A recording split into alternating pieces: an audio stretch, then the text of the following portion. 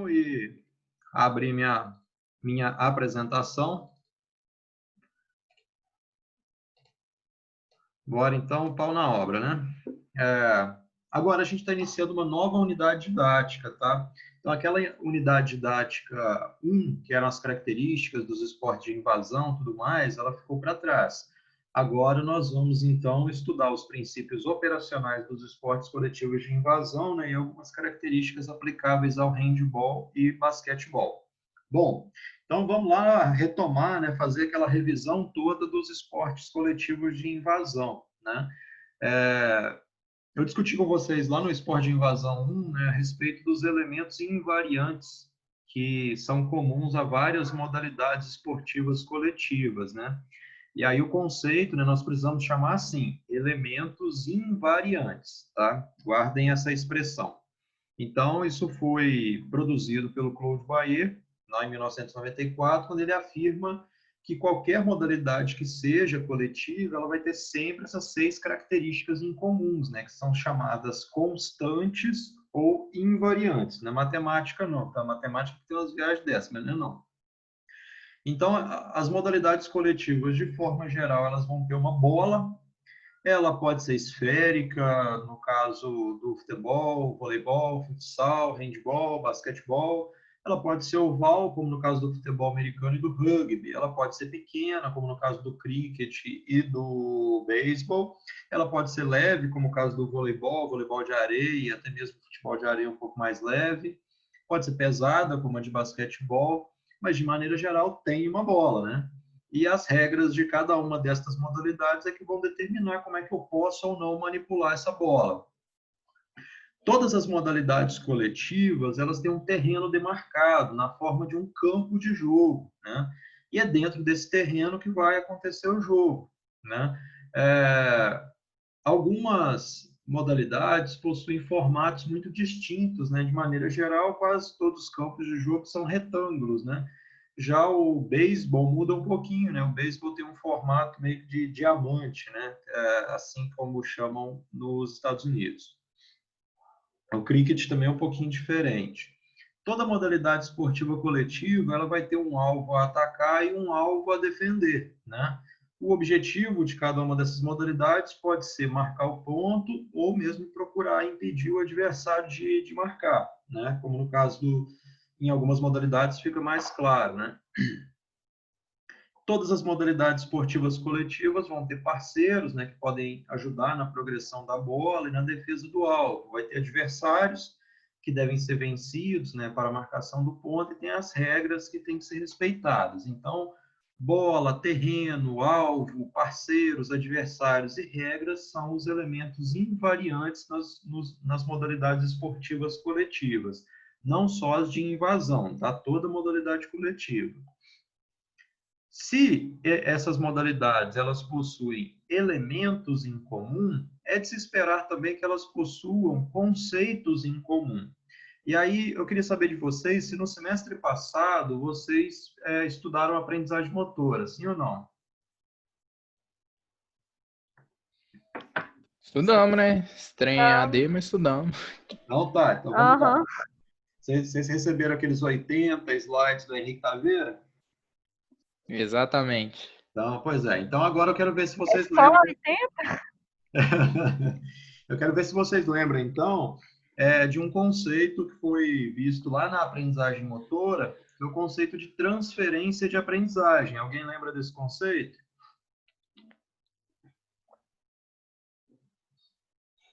Eu não. Deve ter sido visto lá. Alguém lembra do conceito de transferência de aprendizagem?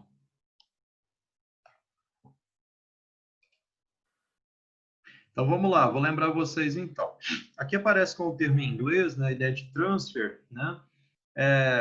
A transferência de aprendizagem, ela acontece quando uma aprendizagem, algo que eu já sei, influencia numa aprendizagem futura, em algo que eu ainda vou aprender. A influencia, prestem atenção na palavra. Essa transferência, ela pode acontecer. O Henrique não deu exemplo lá para vocês do tira casaco, coloca casaco, não? tem 10 anos que dá o mesmo exemplo. Pode. Do Karate Kid lá, do menino do filho do Will Smith com o Jack Chan, pô. Deu, pô. Eu lembro direitinho dele falando. Então, tira casaco, coloca casaco, né? Então, ali está retratada uma ideia de transferência de aprendizagem, né? Algo que eu já sei, influenciando no aprendizado de algo que eu preciso, né? Essa transferência, ela pode se dar de 3 tipos, né? A primeira é a transferência neutra, quando aquilo que eu já sei não influencia em nada no que eu preciso aprender. Então, disse que a transferência é neutra. Um exemplo poderia assim, eu sei jogar futebol, então também deve ser super tranquilo eu pular de paraquedas. Cara, não tem nada a ver uma coisa com a outra, né? Então, vai ter influência nenhuma. Essa transferência ela pode ser negativa quando algo que eu já sei atrapalha o aprendizado de uma coisa futura.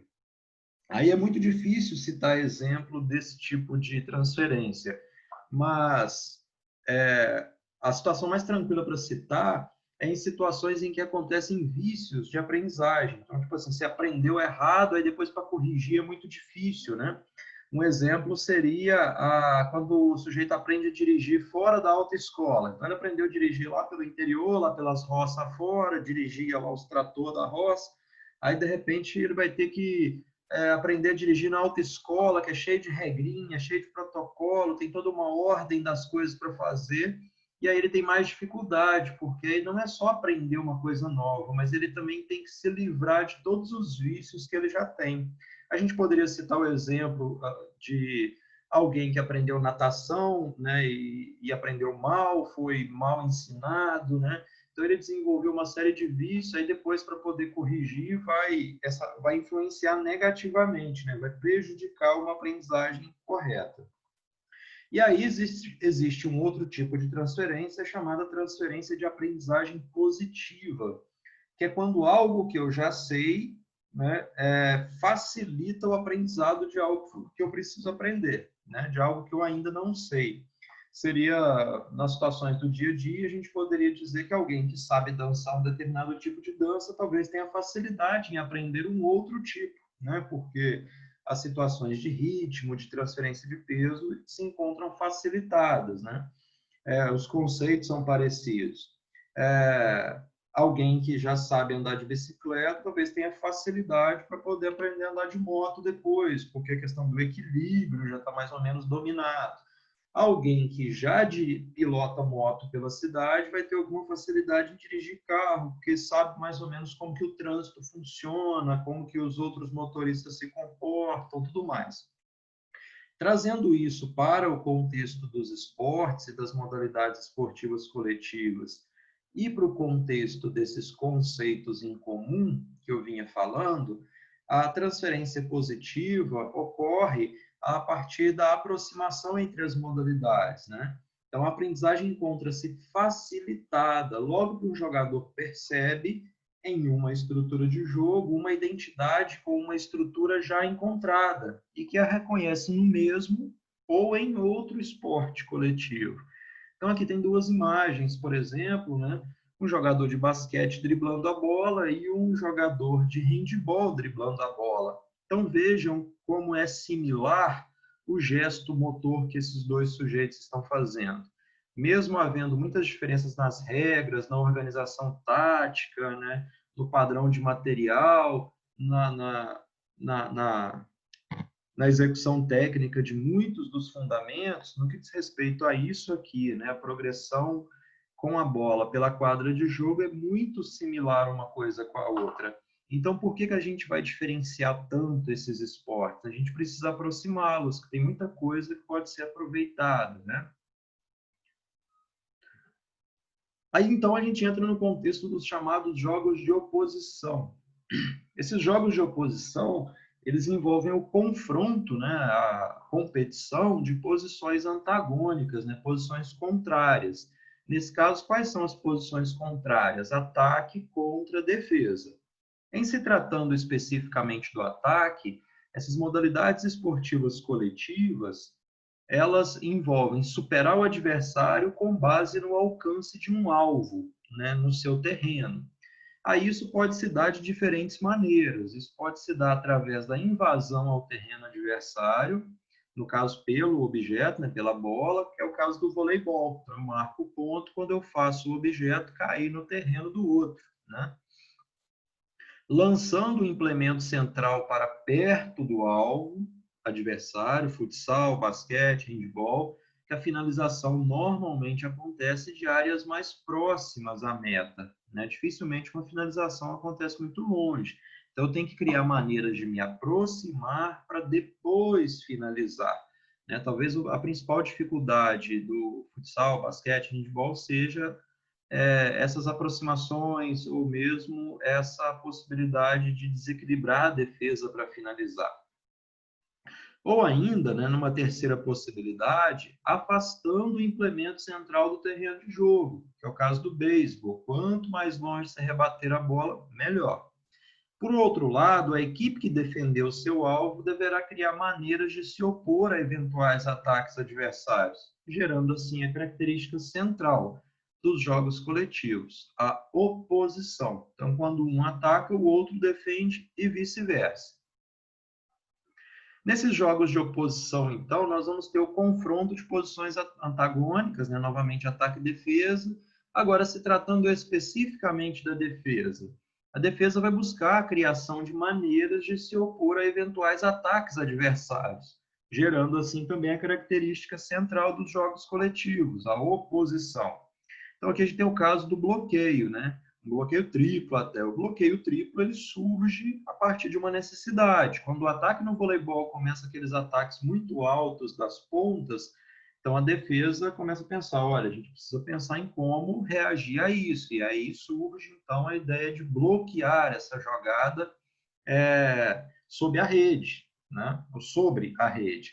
E aqui uma situação do futebol, né? Então, é uma situação bastante exagerada, né? Então, para evitar que a falta seja cobrada com maior precisão e levando maior perigo à meta, criaram, então, aqui uma barreira muito mais alta. Mas uma outra situação que não é muito exagerada é a situação de, atrás dessa barreira, ficar um jogador ajoelhado para impedir que a bola seja cobrada de forma rasteira e surpreenda o goleiro. Então, veja como é que a defesa vai criando maneiras de se opor ao ataque.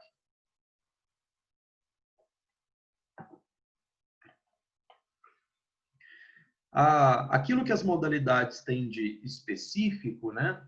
Normalmente elas vão respeitar 6 invariantes, elas vão ter todos aqueles elementos: bola, terreno, companheiro, equipe, regra, alvo, atacar e a defender, e a noção de oposição. Então, elas vão ter as 6 invariantes e a noção de oposição.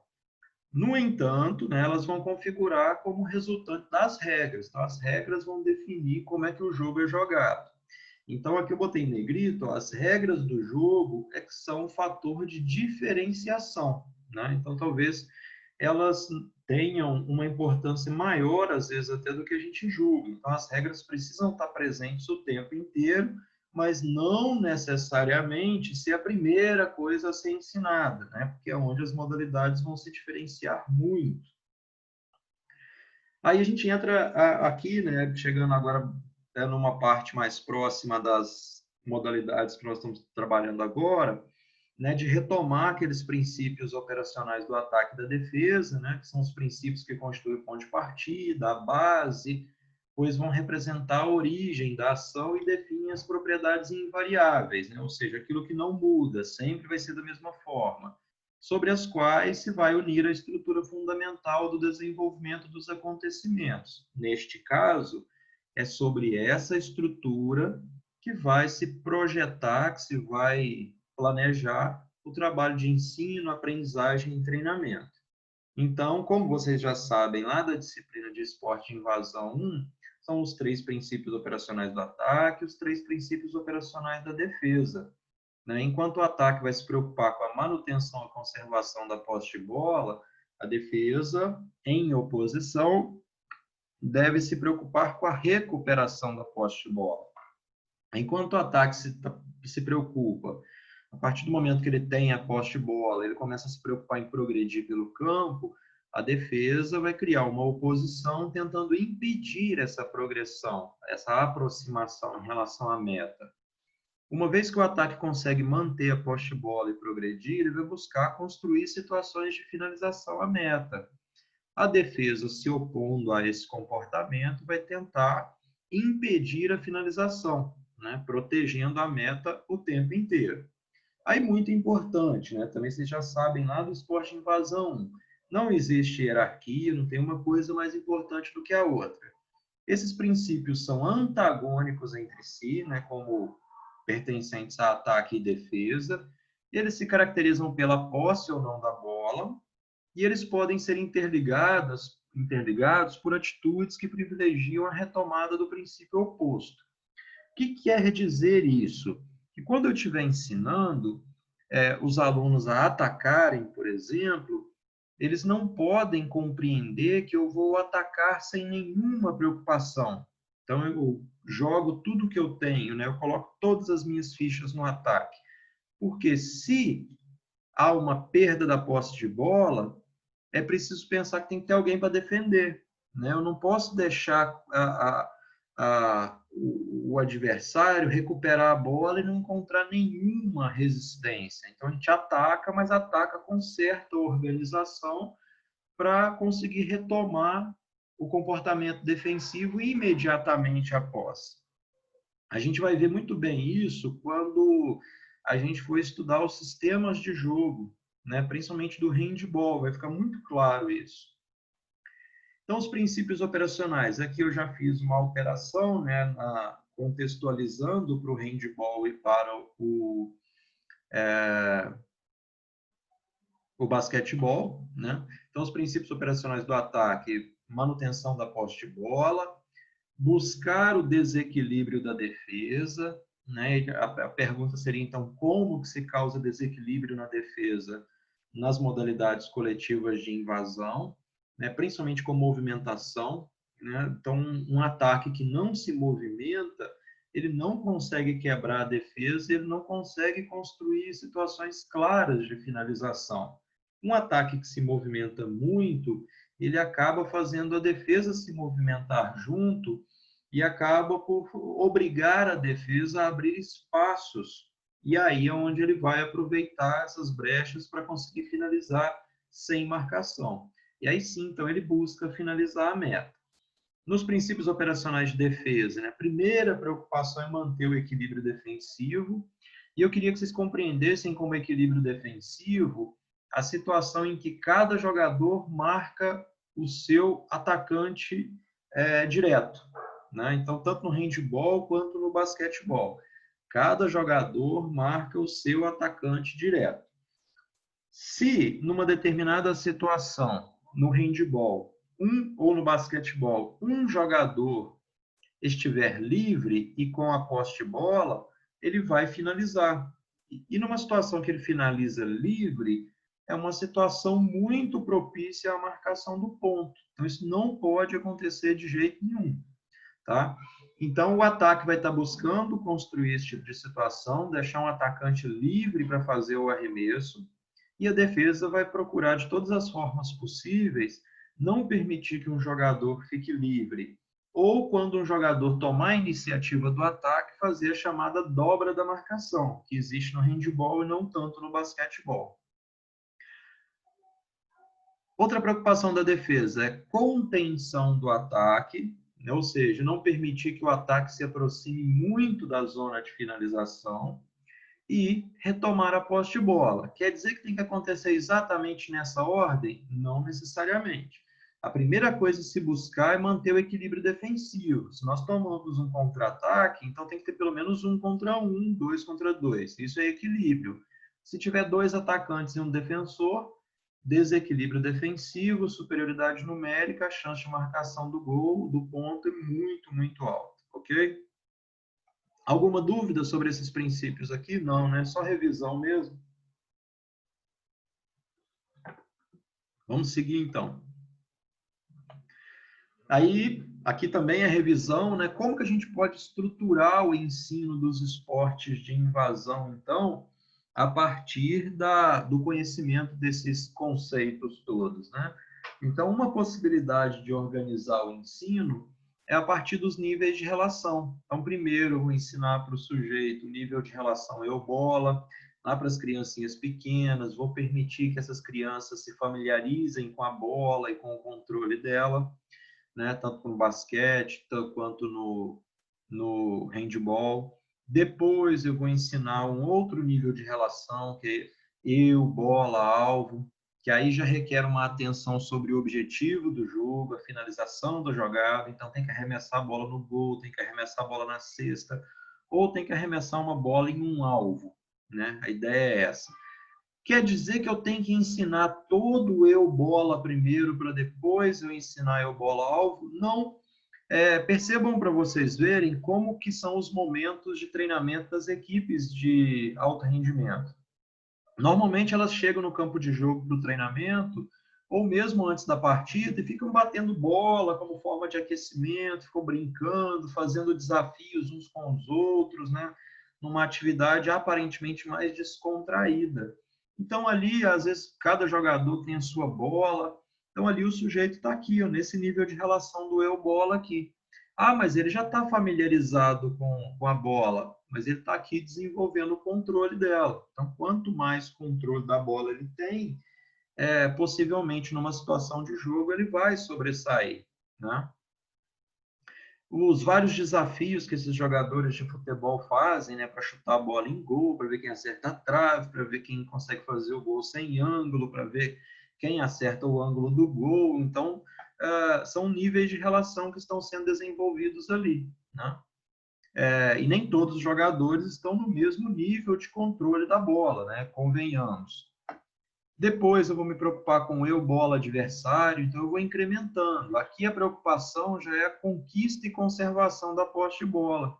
Tem uma situação de pelo menos 1 contra 1. Então as crianças pequenas já podem experimentar a situação de 1 contra 1, em que um tem a bola, o outro vai tentar pegar a bola, né? Isso envolve principalmente a perda parcial da liberdade de ação e movimentos, devido à ação adversária.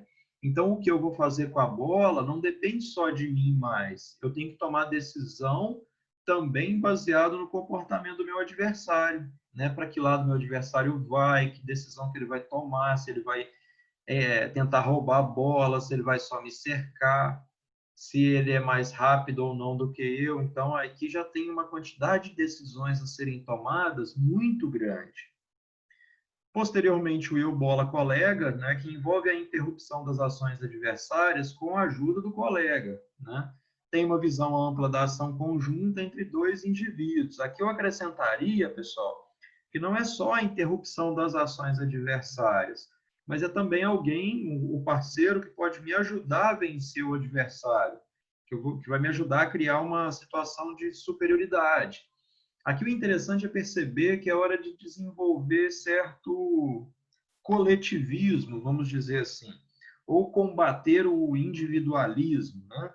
Porque as crianças tendem a querer a bola só para elas, né? Então, criança pequena que joga queimada, por exemplo, às vezes ela fica irritada porque ela não foi queimada. Então, o jogo vai passando, ela nem pega a bola, mas também ninguém tenta queimar ela e ela quer ter protagonismo. Então, elas querem protagonismo o tempo inteiro.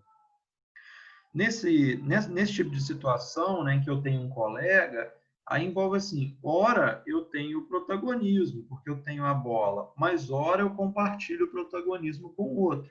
Então, isso é essencial para os esportes coletivos. E, por último, o eu, bola, equipe, adversários, né?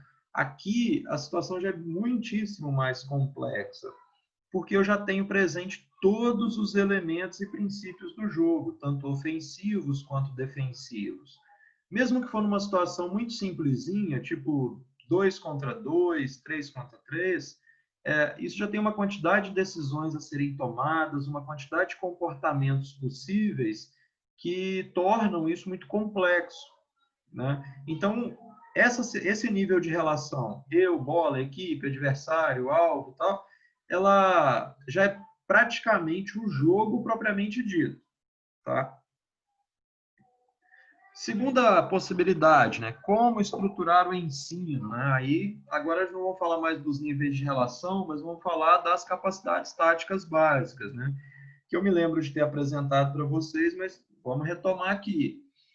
Então, são 6 capacidades táticas básicas a serem desenvolvidas para as modalidades esportivas coletivas, né? Acertar o alvo, né, onde a preocupação é lançar, chutar, combater, disparar uma bola, um alvo para que atinja um local escolhido. Transportar a bola para o objetivo, né, onde o objetivo é se transportar, jogar, fazer a bola chegar a um objetivo determinado. Criar superioridade numérica, né, que o importante é, através do jogo com o colega, conseguir um ponto, conseguir um gol, ou preparar o ponto, o gol para o outro, né, com uma assistência. Aqui eu queria chamar a atenção de vocês, nessa situação do criar superioridade numérica, não é só criar, mas é também saber usufruir dela. Porque às vezes a superioridade numérica está dada, mesmo em situação de jogo profissional, né, onde tem 2 atacantes contra um defensor. E aí o atacante toma a decisão errada, então ele não sabe usufruir da superioridade numérica. Né? Ribamar ontem. Aconteceu isso? Errou um feio, tadinho. Nossa, sim, velho. Acabou com o feriado dos Vascaínos, mano. Nossa. Era pra ter 3-1. Agora, quem estava sabendo fazer, parecia que tinha o dobro de jogadores em campo, ontem era o Flamengo. Né? O Flamengo foi muito bem, ó. Então, muitos jogadores, mesmo no alto rendimento, não sabem usufruir da superioridade numérica. Então, usufruir é simples, né? Porque você coloca lá 2 contra 1 e vê se os alunos conseguem ou não usufruir disso. Agora, criar superioridade numérica a partir de uma situação de igualdade, por exemplo, 6 contra 6 no handball, e você ter que criar uma situação onde fique 2 contra 1 e um atacante arremesse livre, isso é bem complexo, isso não é fácil. Tá? Não adianta a gente pensar que isso vai ser facinho. Só que, normalmente, alguns alunos aprendem de maneira muito rápida isso. Jogo coletivo. Aqui o importante é receber a bola do colega ou passar a bola para esse colega sem perder a posse de bola. Exemplo mais clássico desse jogo coletivo é o bobinho. Né? Então, vão ficar aqui jogando a bola um para o outro sem deixar o adversário pegar. Isso acontece no jogo? Claro que acontece no jogo. Né? Acontece no handball, no basquete, no futsal, acontece no futebol americano, no rugby. Né? A ideia, então, é que enquanto a gente mantém a posse de bola, a gente é atacante e tem a chance de marcar. Agora, se a gente perde a posse de bola, além de não conseguir marcar, a gente tem que impedir o adversário de marcar. Reconhecer espaços. É importante reconhecer as chances para se jogar ao gol. Aqui também eu acrescentaria algumas coisas. Né? Esse reconhecer espaços não é só reconhecer uma brecha para eu fazer um arremesso, seja na cesta ou no gol, mas eu também reconhecer o espaço vazio, onde eu posso preencher o espaço vazio para me colocar como possível recebedor da bola, ou então reconhecer o espaço para eu passar a bola para o companheiro e esse conseguir arremessar. Né? Seria o que no futebol o pessoal fala de dar o passe para o ponto futuro, ou seja, eu vou dar o passe para onde o meu companheiro vai chegar. Né? Então, eu reconheço este espaço. Então, não é só para poder arremessar, mas também para poder passar ou para receber a bola. Envolve habilidades como se preparar para receber, né, ou se deslocar para receber, ou o passar para o ponto futuro. E, por último, superar o adversário. Superar o adversário seria aquela situação de confronto direto, 1 contra 1. E o sujeito desenvolver a capacidade de tomar as decisões certas nesse tipo de situação. Crianças pequenas sabem lidar com isso? De forma geral, sim, porque elas estão muito habituadas a brincar de pique, por exemplo. E o pique envolve muitos momentos em que se tem a situação de 1 contra 1. Então, ele precisa fintar, ou ele precisa, né, ludibriar o pegador ali para conseguir fugir. Então, a única diferença que vai ter depois é que ele vai ter uma bola e ele tem que manipular a bola de acordo com as regras do jogo. Continuando. Ainda sobre as capacidades táticas básicas, né, o acertar o alvo e o transportar a bola para o objetivo, elas vão ter relação com o objetivo do jogo, né? Então, se eu vou acertar a cesta ou o gol, né, esse é o objetivo. Se eu tenho que aproximar a bola da cesta ou do gol, né, o quanto eu posso ou não me aproximar, é definido pela regra, né? Isso pode ser feito não só a partir de atividades que sejam de handball ou basquetebol propriamente dito, mas qualquer atividade onde envolva arremessar uma bola em alguma coisa. Por exemplo, você coloca um balanço lá no gol, coloca ele para balançar e vamos ver se os alunos conseguem acertá-lo, mesmo eles estando em movimento. Ou então aquele jogo da velha que o povo cansa de fazer, que é um negócio que os alunos têm que pegar colete ou bola e colocá-la nos bambolês para fazer o jogo da velha. Então ele está transportando uma bola até o objetivo. Já o criar superioridade numérica e o jogo coletivo tem relação com o colega. Então, como que esse comportamento conjunto meu e do meu colega pode permitir que a gente tenha vantagem no jogo, né? E desde o roubar a bola, tipo pique-bandeira, né? Que quanto mais pessoas tem ali, mais fácil eu consigo me livrar do adversário e marcar o ponto. Ou o famoso também jogo dos 10 passes, né? Em que eu tenho que trocar pelo menos 10 passes sem o adversário pegar a bola. Aqui também são situações que a gente pode falar assim, ó, só vale arremessar na cesta depois que vocês trocarem 10 passes, depois que todo mundo tocou na bola. Ou então, no handball também, né? Ó, só vale arremessar no gol depois que todo mundo toca na bola, que vocês tenham trocado X passes, né? Reconhecer espaços e superar o adversário, aí já tem relação com o adversário e com o ambiente, né? Então, no reconhecer espaço, a gente poderia fazer, por exemplo, o jogo dos setores, né? Então, eu tenho ali setor de defesa, setor de construção, setor de ataque, né? Se fosse no futebol. No handball e no basquetebol, eu tenho campo de defesa e campo de ataque, né? Mas eu posso criar outros setores ainda. No basquetebol, eu posso fazer valer arremesso só da zona morta. No handball, que seria só arremesso da ponta. Eu posso fazer valendo só arremesso em infiltração. Então, a bola tem que chegar nesse lugar para que esse arremesso aconteça, né? Então, eu tenho que reconhecer o espaço nesses pontos para que eu possa jogar. Então, eu estou limitando a quantidade de opções do ataque justamente para eles desenvolverem essas habilidades. E superar o adversário, eu posso fazer desde situações simples, né, do polícia e ladrão, só que com a bola, né, onde o sujeito vai ter que fugir manipulando a bola, né? Então, se o outro roubar a poste de bola dele, ele está pego e tem que ir preso.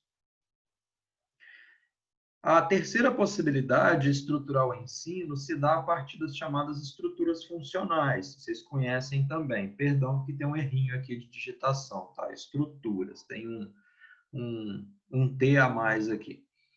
As estruturas funcionais são aquela redução da complexidade do jogo para permitir que a gente consiga manipular melhor as variáveis, né? E permitir ao aluno maiores chances de sucesso. Então, situação, por exemplo, de 1-0, né, que é um contra ninguém, o sujeito tem que progredir com a bola e chutar a bola no gol, e arremessar a bola, né, seja na cesta ou no gol. Então, não tem nada que atrapalhe ele. Ali está naquele nível de relação eu bola, alvo, né? Então, a chance de sucesso aí tem que ser muito grande, porque a minha única limitação, a única chance de eu errar diz respeito à minha própria limitação técnica, né? Mas eu também tenho a oportunidade de desenvolver melhor minhas habilidades técnicas, já que nada mais vai atrapalhar, nenhum fator externo, por exemplo. Situações de 1-1, né, de 1 contra 1, aí já envolve o adversário. Aí, tipo, se eu não desenvolvi minhas habilidades técnicas ainda, eu conseguir superar um adversário vai ser difícil, né? Ou pelo menos assim, eu tomar a decisão nessa situação de pressão vai ser um pouquinho mais difícil. Situação de 2 contra 1, né, em superioridade numérica, 2-2, né, 2 contra 2, 3 contra 2, já é uma superioridade, mas a superioridade diferente do 2 contra 1. E, por último, a situação de 3 contra 3, né? Repito, uma situação de 3 contra 3 é praticamente um jogo propriamente dito. Porque aqui eu tenho, novamente, todos os elementos do jogo propriamente dito, só que com um número menor de pessoas, né? Então, quando se chega numa situação de colocar alunos jogarem 3 contra 3, então eles estão prestes a ir para o jogo formal, né? Eu, por exemplo, estruturava da seguinte forma alguns esportes, né? Lá no primeiro aninho eu começava com 1-0, né? 6 anos de idade, chegava no 1-1 e tentava fazer 2 contra 1, tipo bobinho, essas coisas. Aí ali pelo segundo ano, eu trabalhava muito situação de 1 contra 1, já não trabalhava 1-0 mais, 2 contra 1, 2-2, né? E lá pelo terceiro ano eu já chegava no 3 contra 2, 3 contra 3. Aí lá pelo quarto ano eles já podem chegar no jogo propriamente dito. Mesmo que eu simplifique algumas regras, e no quinto ano aí já é o jogo formal mesmo, eles têm 10 anos de idade, eles já conseguem dar conta disso perfeitamente. Mas até o terceiro ano não há necessidade de eu chegar no jogo formal. Eu posso usar as estruturas funcionais para poder melhorar a condição de aprendizagem dos alunos.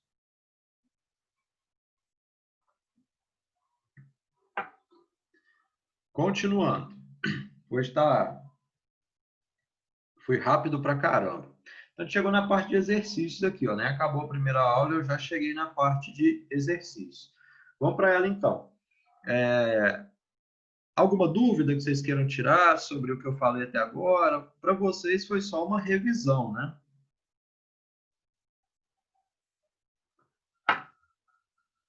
Não? Então, vamos para o exercício, então. Ó. O exercício 1. Qual nível de relação está sendo exercitado na tarefa? Então, eu tenho aqui, eu vou explicar a tarefa para vocês. Ó. Esse menininho de azul que tem a posse de bola, ele deve driblar a bola pela quadra de jogo. Enquanto ele dribla a bola, ele vai passar pela amarelinha, seguindo as regras da amarelinha, tá?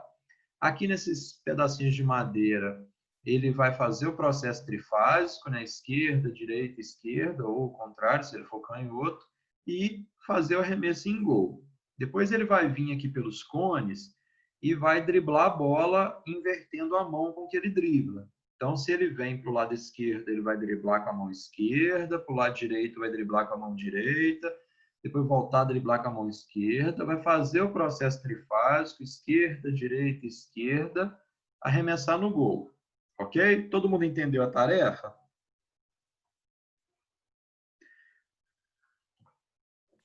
Sim, deu para entender.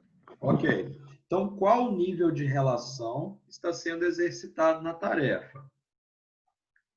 Aí eu só diminui o tamanho aqui, mas a pergunta é a mesma, tá? Letra A, eu bola. Letra B, eu bola alvo.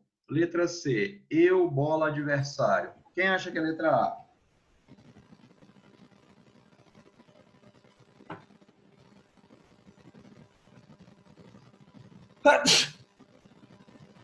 Isso não foi um A, não, né, Arthur?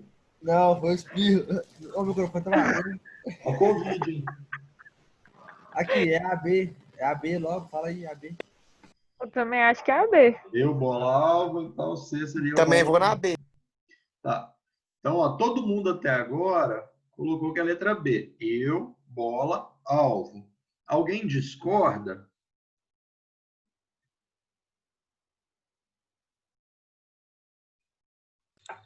Ok. Acho que a parte dos cones entraria para os adversários, não? Aí nós vamos só retomar lá atrás, o Antônio. Aqui, ó. Níveis de relação. Então, quando envolve eu, bola, adversário, ó, qual que é a diferença? Envolve a conquista e conservação da posse de bola. Em algum momento, os cones interferem na conquista e conservação da posse de bola? Não.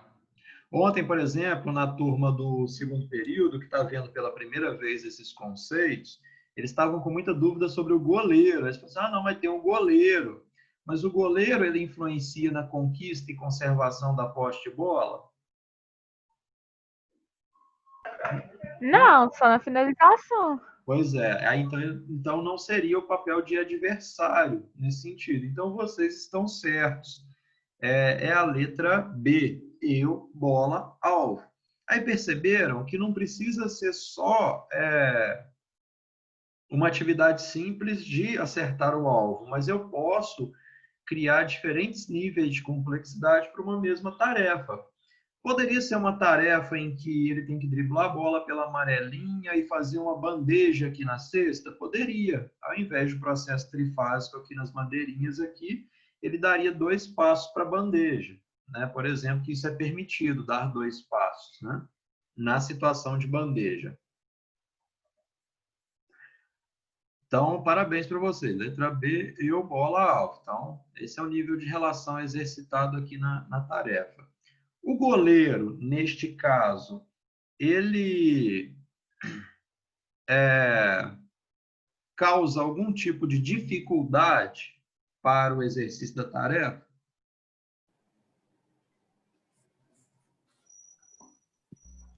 Eu acho que, tipo assim, pro objetivo da tarefa, não. Eu Que acho é, que no não. caso, eu bola, alvo, no caso. Então, aí eu, bola, alvo. Aí envolve você acertar o alvo também. Aí dificulta acertar o alvo. Então, pois é, aí para acertar o alvo, com a presença do goleiro, eu preciso finalizar com maior precisão, certo? Sim? Então a presença do goleiro é uma coisa que eu vou fazer um pouco mais adiante, quando esses sujeitos estiverem já com a habilidade um pouco mais desenvolvida. O goleiro aqui vai ser um fator de complexidade, ou, neste caso, de precisão. Então, vai requerer do finalizador maior precisão para a finalização. O que eu poderia fazer? Eu poderia colocar primeiro o gol livre, né, para que todos exercitassem as tarefas. Depois, eu poderia fazer finalizando em áreas desejadas, como, por exemplo, ângulo superior e ângulo inferior, né? Então, eu coloco os bambolês lá para poder finalizar. Né? E aí, para que todo mundo... Aí, depois, eu venho e coloco o goleiro. Então, agora eu já aprendi como é que eu arremesso longe do alcance do goleiro, né, que são nos ângulos superiores e inferiores. E aí, depois eu coloco a figura do goleiro lá e vejo se eles continuam conseguindo arremessar lá no ângulo superior e ângulo inferior. Compreenderam? Sim. Ótimo. Então, vamos continuar aqui. Ó. Tarefa 2. Ó, mesma tarefa. Quais capacidades táticas básicas estão sendo exercitadas na tarefa? Então, a tarefa é a mesma, né? Então, vocês perceberam que uma mesma tarefa, eu estou trabalhando um determinado nível de relação, mas eu estou buscando desenvolver uma determinada ou determinadas capacidades táticas básicas. Né? Então, ó, eu diminuí aqui só para colocar as alternativas. A, acertar o alvo. Aí, agora eu queria que vocês tivessem atenção só numa coisinha. Às vezes a gente vai olhar para uma tarefa e pensar assim, mas aqui está trabalhando tudo. Então, quando a gente falar de capacidade tática básica, é evidente que eu posso trabalhar mais de uma capacidade tática básica numa tarefa. Mas eu queria que vocês tentassem ter uma atenção maior sobre qual é a ênfase da tarefa. Então, a ênfase da tarefa está se dando sobre qual capacidade tática básica. Independente de ter capacidades secundárias, a gente vai ver qual que é aquela que é o objetivo central da tarefa, ok?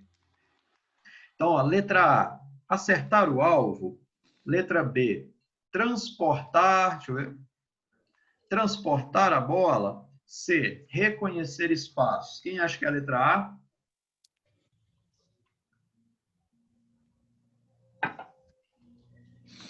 Quem acha que é a letra B? Eu acho que é B. Então, já foi uma galera aí de B, ó. C, reconhecer espaços. Então, a Maria acha que é reconhecer espaços. Então, eu tenho aqui a grande maioria na letra B e uma pessoa que está com dúvida na letra C. Vamos voltar lá atrás para a gente ver um mapinha das capacidades táticas básicas. Ó. Então, transportar a bola para o objetivo. São tarefas onde o objetivo é se transportar, jogar, fazer a bola chegar a um objetivo determinado, ou aproximar ela do objetivo, né? E o reconhecer espaços já envolve o reconhecimento das chances para se jogar ao gol. Tem alguma coisa na tarefa aqui que dificulta ou que atrapalha a chance de jogar no gol? Que atrapalha a finalização, vamos pensar assim? Não. Não, nada. Ele vai conseguir jogar no gol. Se vai fazer o gol, não é outra história. Mas aí, então, Maria, o reconhecer espaços envolve, então, você reconhecer o espaço para se jogar no gol. Tipo, quando a defesa abriu um buraco, você arremessa ou chuta, né? No seu caso de goleira, por exemplo, você vai ficar gritando com a sua defesa ali. Não abre, fecha, não deixa chutar. Por quê? Porque você está buscando fechar os espaços e as atacantes vão estar ali tentando justamente reconhecer o espaço para finalizar no seu gol. Compreendeu bem isso?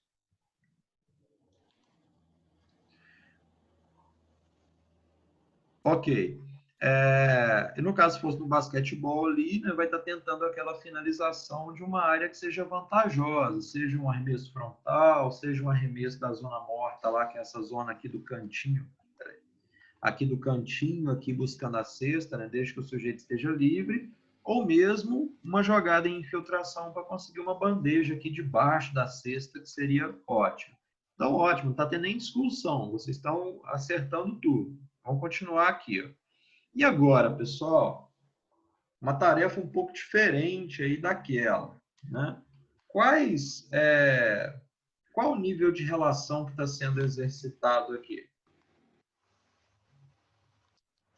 Sem as alternativas, conseguem apontar para mim? Tem como você repetir a pergunta? Porque minha internet caiu aqui rapidão. Não, qual o nível de relação está sendo exercitado? Todo mundo de azul, todo mundo é companheiro, tá?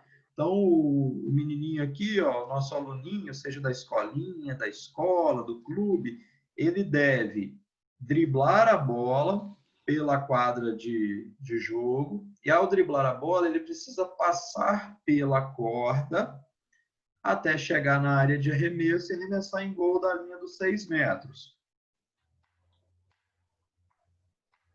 Aí viram que agora está sem goleiro. Depois ele vai pegar a bola do outro lado da quadra, né? Aqui ele tem que passar por baixo da corda. Aqui ele tem que passar por cima da corda, né? Driblando a bola até chegar aqui no gol e fazer o arremesso. Ou se fosse na cesta, chegar aqui e fazer o arremesso também. Eu bola. Então eu bola. Quem que apontou eu bola aí? Eu, Arthur. Arthur, eu bola. Eu acho que é eu bola também.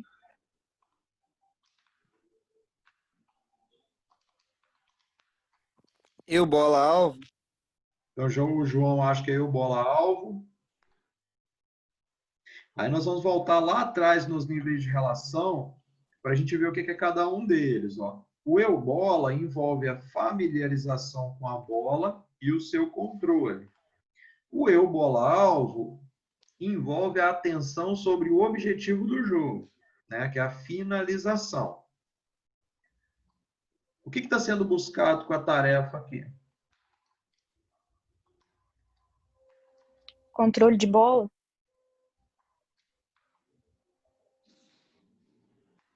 Você acha que a finalização é secundária? Sim. Ok, eu posso tanto concordar com vocês, quanto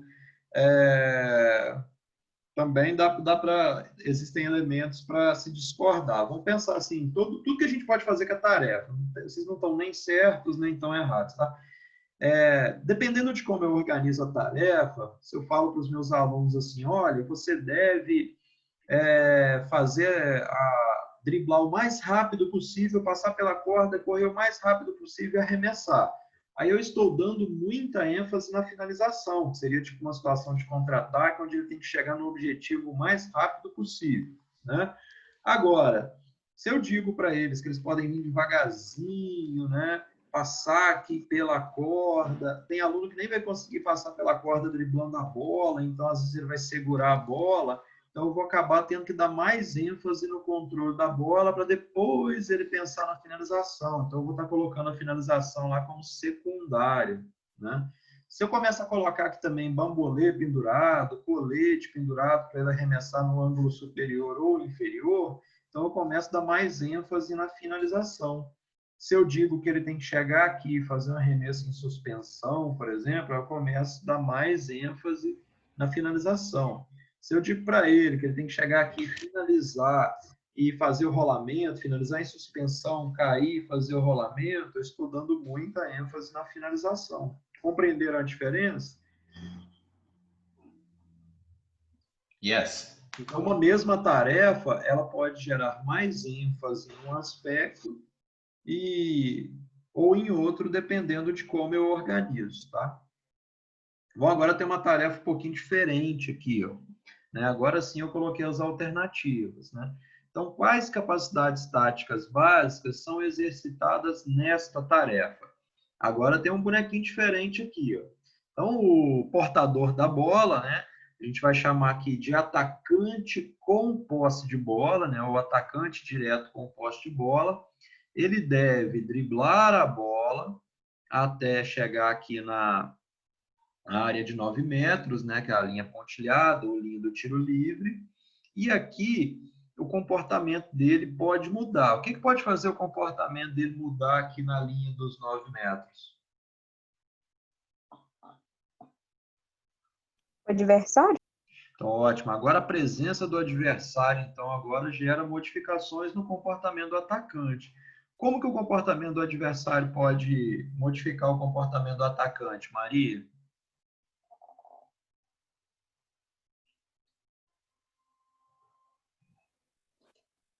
Fechando bem os espaços. Sim, mas por que vocês acham que tem essa setinha aqui, ó? O que o atacante pode, o que o defensor pode fazer? Que tipo de decisão ele tem que tomar aqui? Quem é familiarizado com handball aí?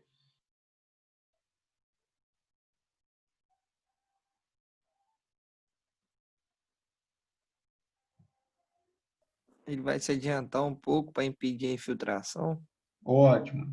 Aí, na verdade, quando ele se adianta, a gente vai chamar aqui de antecipar. Então, o que o defensor pode fazer? Ele pode focar a marcação na linha dos 6 metros para impedir o arremesso em infiltração, ou ele pode antecipar a marcação para impedir um arremesso de média e longa distância, né?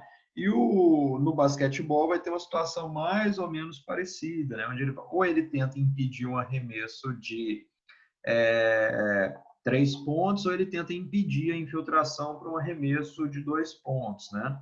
Então, o defensor tem que tomar essa decisão.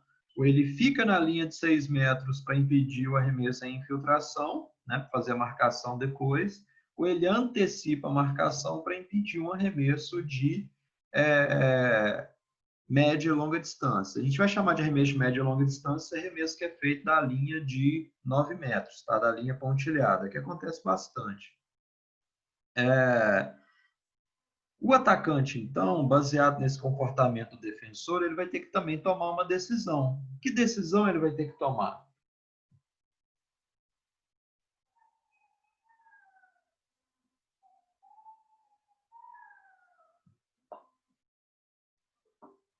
Qual é a tomada de decisão do atacante?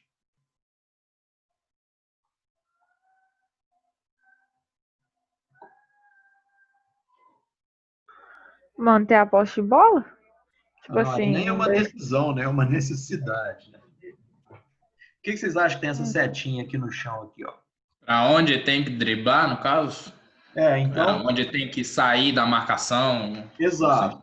Então, por exemplo, se o defensor antecipa a marcação, isso vai obrigar o atacante a partir para uma finta, né? Então, ele vai ter que fintar o defensor para conseguir o arremesso.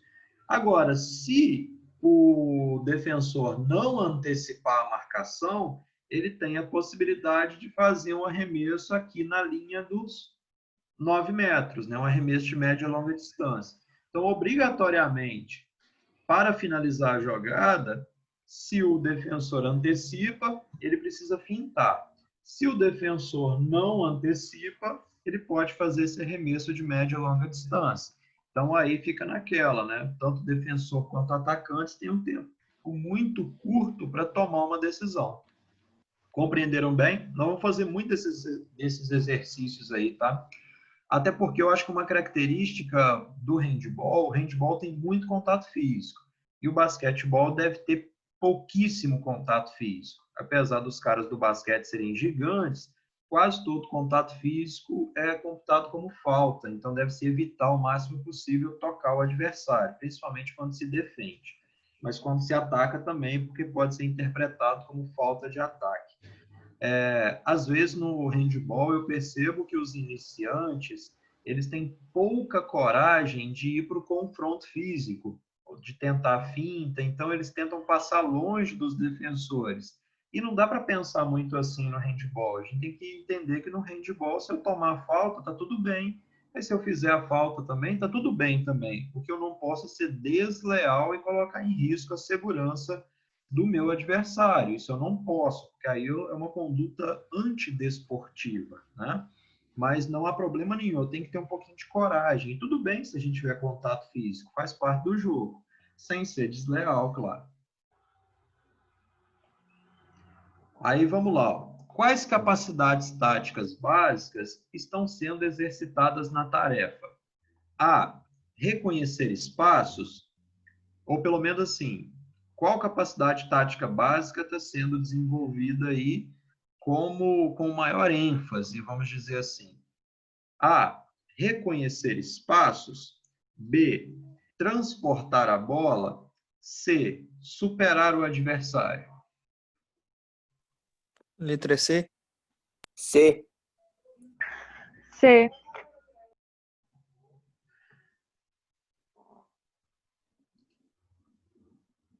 Então, agora também foi unânime, todo mundo considerou que era superar o adversário. Em menor grau, é claro que o sujeito está transportando a bola também, mas imagina-se que quando eu coloco um adversário ali, ele já sabe transportar essa bola muito bem. Se ele não sabe transportar essa bola, eu boto o adversário, aí que vai embananar o pobre coitado tudo ainda, né? Reconhecer espaços também, porque se a marcação não antecipa, então eu tenho a possibilidade de fazer esse arremesso de média e longa distância, né?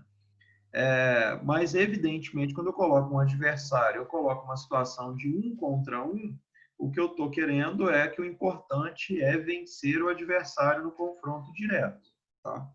Então, muito bem, não tem discussão também. Aí, aqui, agora, eu coloquei uma outra situação, né? Uma situação um pouco diferente aqui para a gente identificar os pontos, né?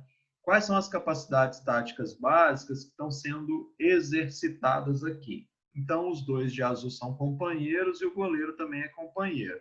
Essa tarefa aqui está pensando numa situação de contra-ataque, tá? Poderia ser tanto do basquetebol quanto do handball. Ao invés do goleiro, aqui a gente teria o jogador que estaria fazendo a bola sair da linha de fundo.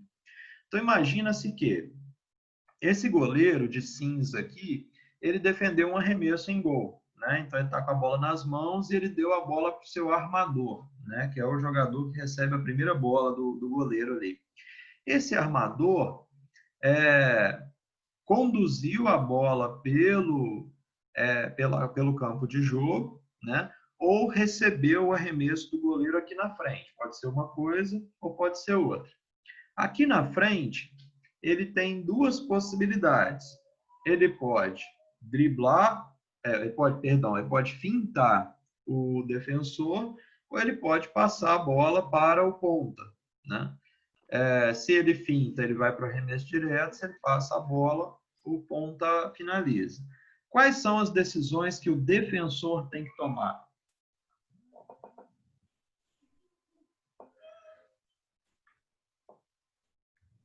Proteger a meta?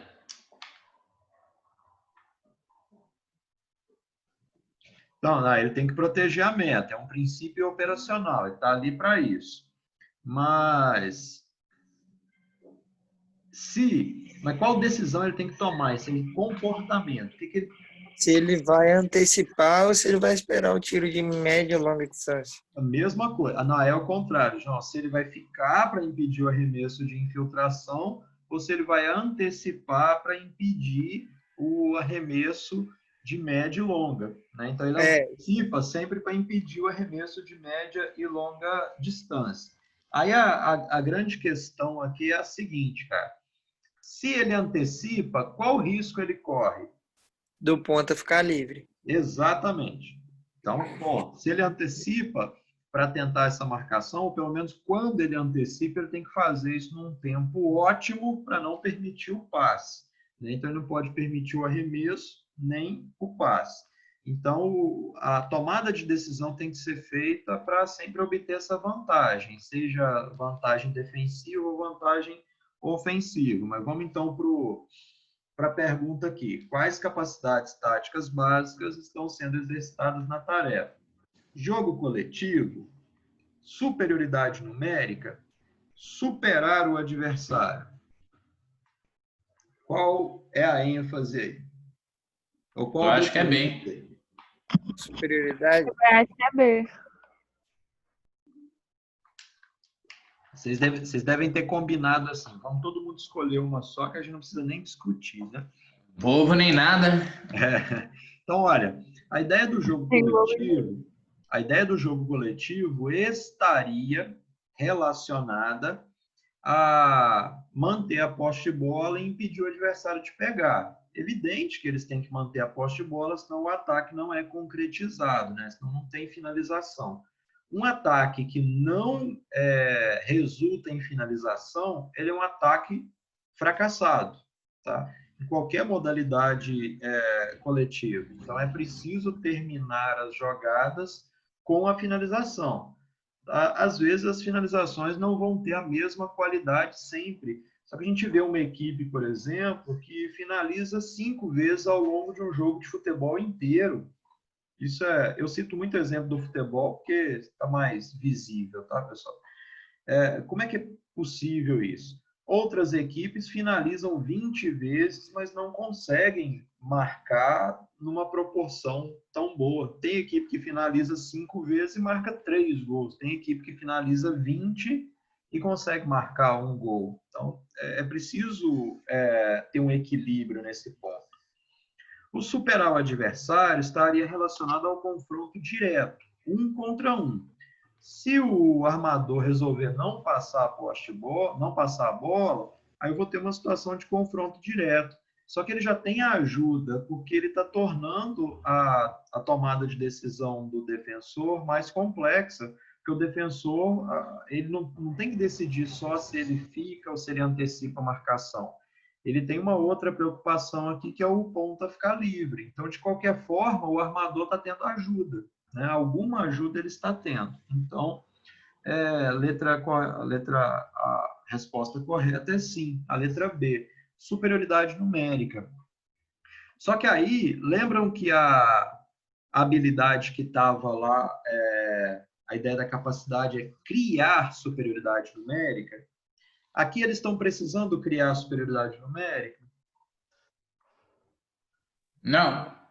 A superioridade está dada, né? Só que mesmo assim, esse tipo de tarefa é dada, né, para os aprendizes dos esportes coletivos, para que eles saibam lidar com isso em situações de jogo. Então aqui o 2 contra 1 é uma situação facilitada de aprendizado. Então eu vou colocar eles nessas situações para eles aprenderem, esperando que depois eles consigam fazer essa transferência para a situação de jogo, né? E aí consigam lidar com elas mais facilmente. Então, aqui é aquela situação que, ao invés de avaliar se eles sabem criar superioridade numérica, eu vou avaliar se eles sabem usufruir da superioridade numérica. Então, imagina que a gente vai ter alunos que eles vão vir com a bola aqui, ou vão receber a posse de bola, e o tempo inteiro eles não vão passar a bola, eles vão só fintar para poder arremessar em gol. Então, às vezes, ele não sabe usufruir muito da superioridade numérica, né? Então, a gente tem que ver se ele sabe deixar o companheiro livre para poder fazer o arremesso, né? Então, não é só perceber momentos para a finalização, que seria a ideia do reconhecer espaços, né? Mas também preparar, né, o arremesso para o companheiro que está livre, né? Que é a situação ideal de finalização. Bom, pessoal, terminei muito cedo, né? Hoje não teve discussão nenhuma. Ontem, na aula do segundo, eu fiz divisão de salas, botei eles para discutir, tentar convencer uns aos outros. Mas como para vocês é mais uma introdução, é uma revisão, então consegui finalizar muito mais rápido. Algum de vocês tem alguma dúvida, algum ponto que vocês gostariam de melhor esclarecimento, alguma coisa que vocês gostariam que eu falasse melhor ou que eu falasse que eu não falei? Eu consegui compreender de boa. Então, o objetivo era esse, era fazer essa revisão. Saudade das aulas práticas. Também. Então, tranquilo, pessoal. Na semana que vem, nós vamos trabalhar com alguns momentos de fases do jogo, tá? Que é muito próximo de basquetebol, handebol. Para trabalhar com esses momentos de fase do jogo, aí a coisa vai ficar um pouquinho mais complexa e um pouquinho mais diferente daquilo que a gente viu em futebol e futsal, porque os momentos de jogo não são exatamente os mesmos, tá? Ou pelo menos a maneira como eles acontecem, ataque, contra-ataque, defesa posicionada, ataque posicionado, isso acontece de maneira um pouco diferente. E eu vou começar a liberar para vocês algumas unidades de aprendizagem que eu já selecionei previamente. Então, vocês vão ter acesso a um conteúdo assim que está pronto, né, e que tem algumas tarefas lá dentro para serem cumpridas. Então, para a semana que vem, na segunda-feira, eu já devo liberar uma unidade para vocês. E o conteúdo dela é um conteúdo relacionado à unidade didática 1, né? Ali sobre os conceitos, sobre as aproximações com o conteúdo da disciplina.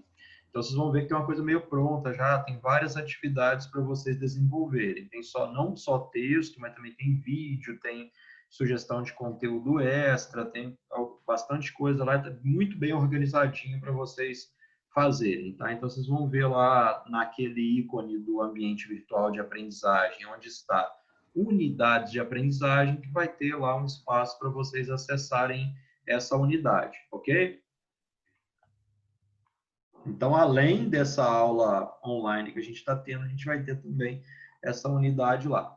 Eu também estou com muita saudade das aulas práticas, torcendo para a gente estar lá no mês que vem com o máximo de segurança possível e poder usufruir da experiência de aprendizagem com os esportes, tá? Então, pessoal, se não há mais perguntas, uma ótima noite para vocês. E até a próxima.